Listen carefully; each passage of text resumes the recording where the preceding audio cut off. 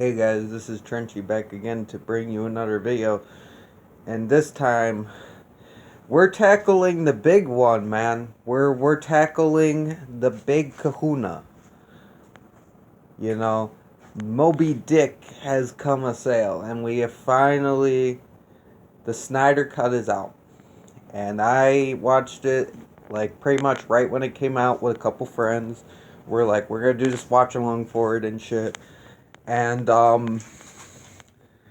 yeah, I'm gonna review it here. Now the interesting thing is, when I had learned this was gonna be 4 hours, I kind of mentioned it in one of my streams. I did a title about it, just as the conversation started. Not as a big thing, but I just wanted to.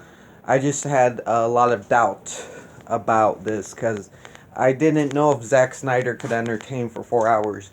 Yes, Watchmen's a long ass movie, but that's not a movie he built from scratch. He had a blueprint he had to follow, which was the writings of the comic by, what was it, Alan Moore? Or was it Neil Gaiman? I think it was Alan Moore. Yeah, from Alan Moore. He just followed Alan Moore's script and put it to the screen. That's all he did. And made it look good. That's what he did. He's a very good visual director. This he had to build from scratch. So I was very nervous. But then I saw what he did. And, I really fucking liked it. I really enjoyed the movie and had a lot of fun with it. Does it have flaws? Yes, it does. I'm not going to act like it's perfect. I'm not going to pretend to appease anyone. But, all in all, I had a fun time with the movie, and I was engaged all 4 hours. I mean, maybe that was because I was watching it with people, but there were moments where I took out my headphones so I could hear the dialogue of the movie better. So, I mean, I think that says something. You know? Let me get into my, let's get the negatives out of the way so we can get to the positives. One, I'm still not on board with the fact that superheroes are killing people. Mainly Wonder Woman. Like, Wonder Woman wipes out a bunch of humans in the beginning of this movie. Like, well, not the very beginning, but, like, near the beginning of the movie. And it's just like, come on. Like, there is something that happens at the end, which I'm a little bit more better with, because I get what they were going for.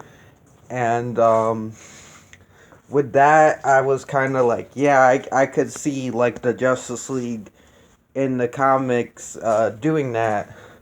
Because that, you know, sometimes they gotta do what they gotta do. But this Wonder Woman didn't have to. Like, I feel like, with the other guy, yeah, they kind of had to prove a point, you know.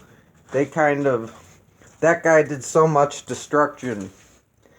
And, they kind of had to, because it's like, plus it's an intergalactic threat. These guys were just punks.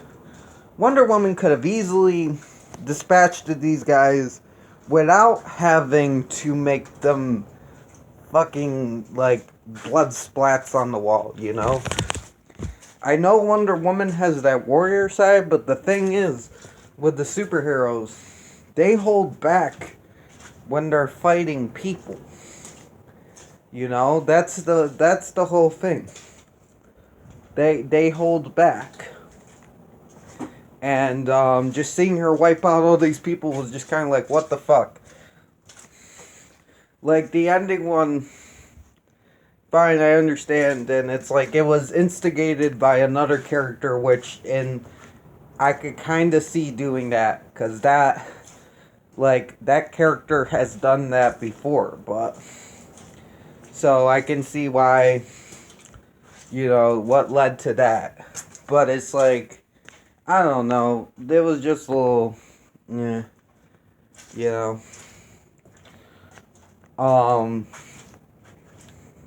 Other thing, there are, like, they ended the movie really good, but then they chalk some things on, they chalked quite a few things on I don't think had to be there just to make it slightly different. And it foreshadows a lot, which is great. Like, there's a lot of Easter eggs to characters and storylines. But the thing is, most of this shit was just dropped in the trailer to make it look good.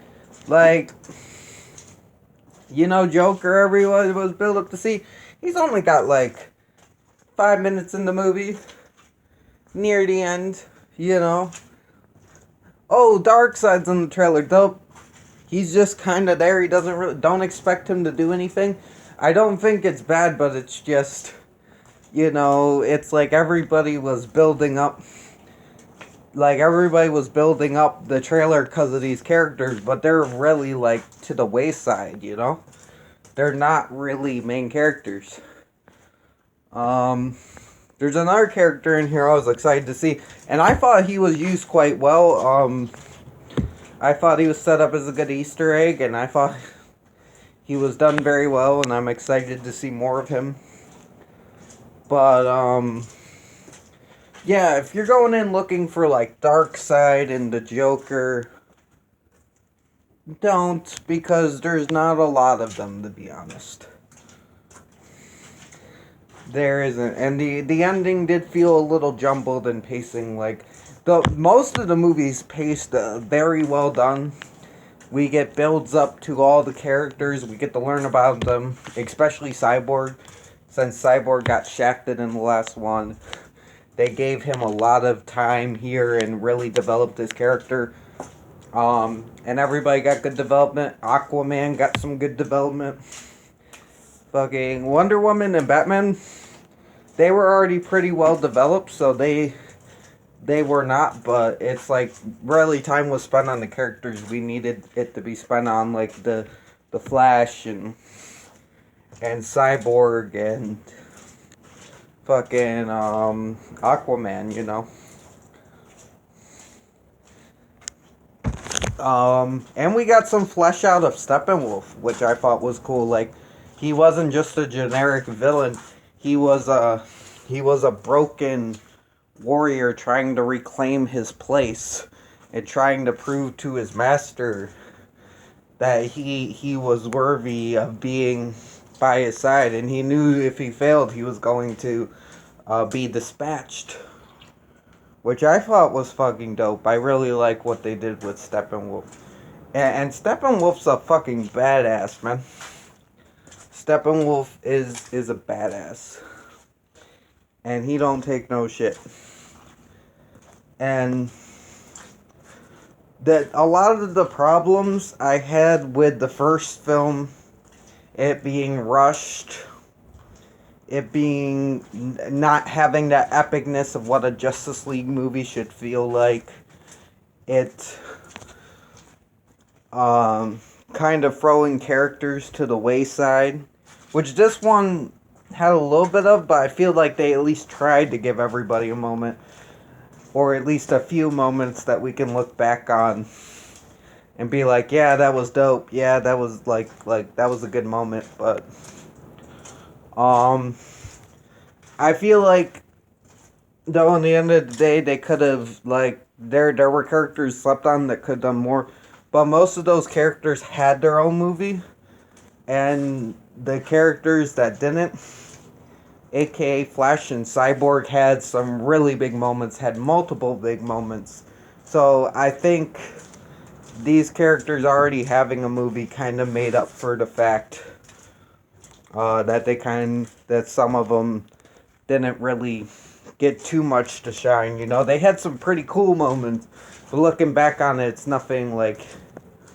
Some of them didn't really get like huge moments, but I feel like still everybody had some memorable scenes.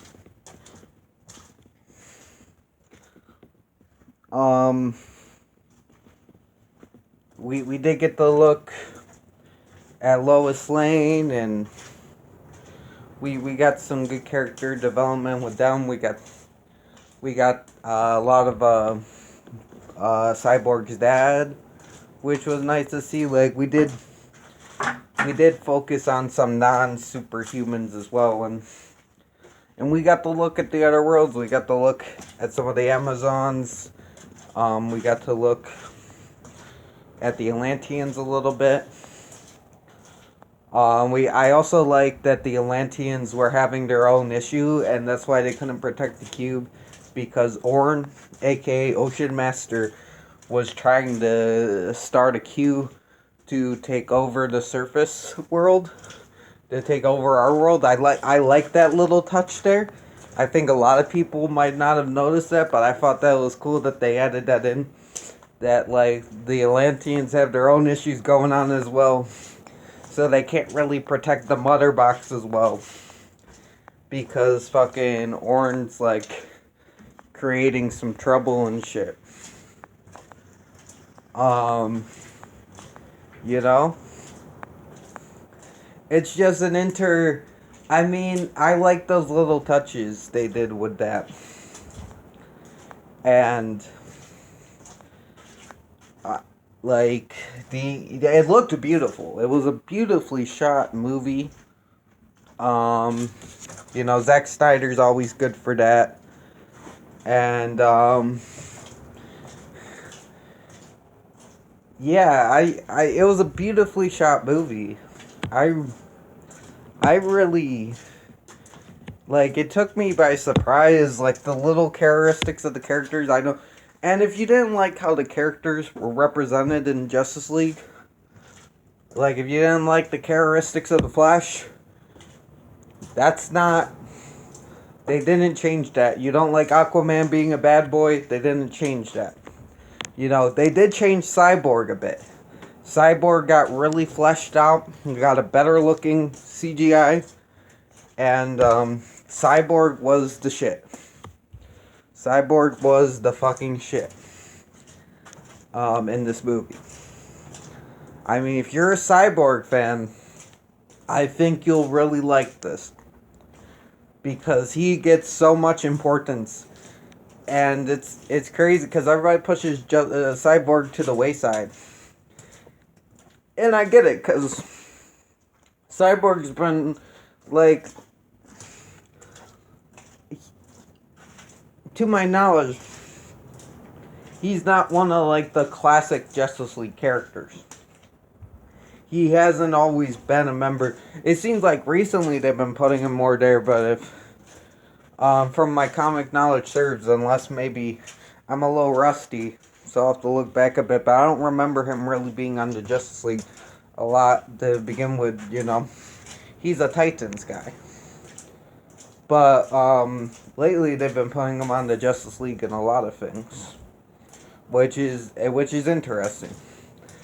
And I read some of the comics, but I grew up with the cartoon with, you know, Flash, Wonder Woman, Superman, John Stewart, Green Lantern, Martian Manhunter, Hawkgirl, you know, Batman, characters like that.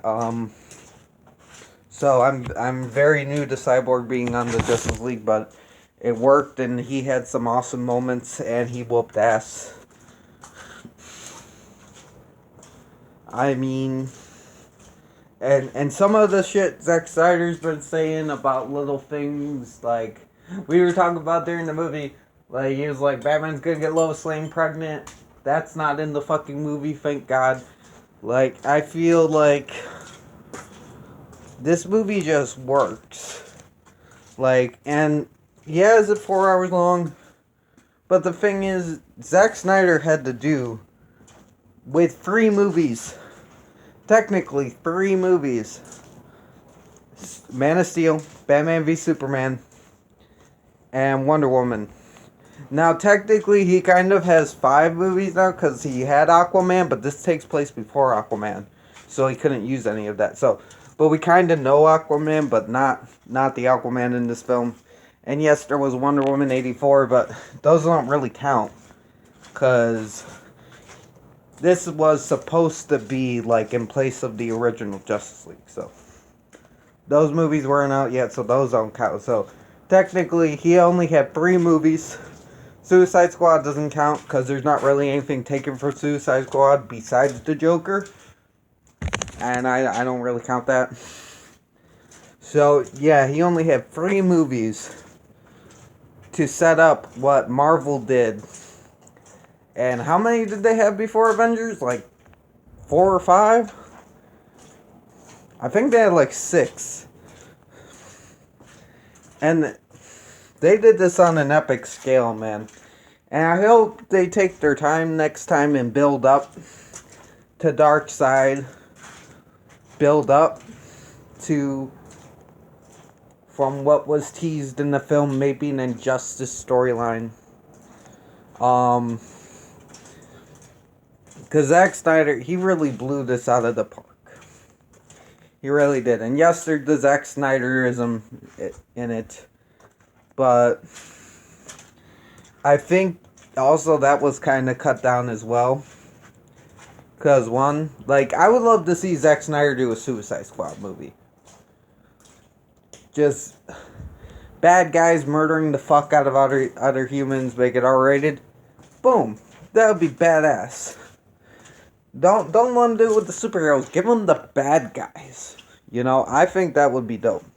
Because that's my only thing. He goes a little bit willy-nilly. But in this one, they're fighting fucking Darkseid's minions and shit. And they're like monsters and eat people. And it's like, you know, I'm cool with it.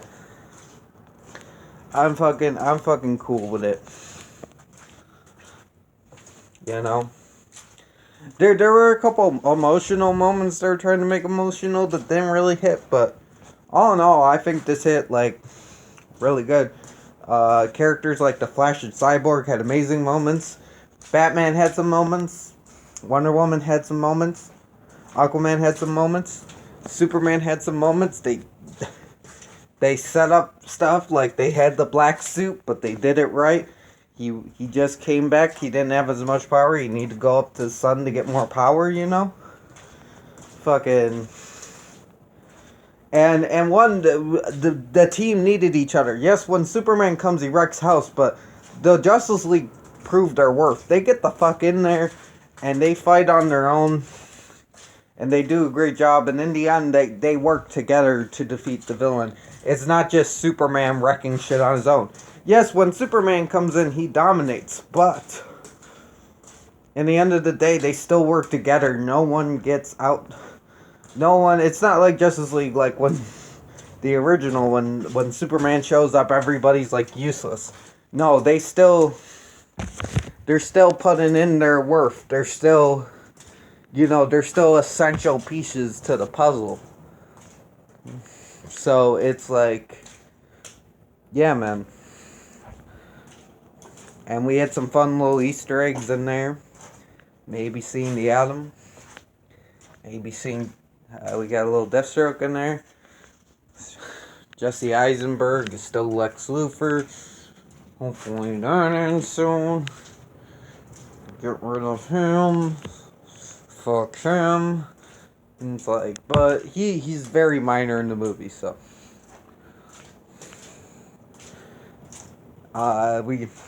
We got some Martian Manhunter rep. We got a lot of cool things in this movie. A lot of cool things.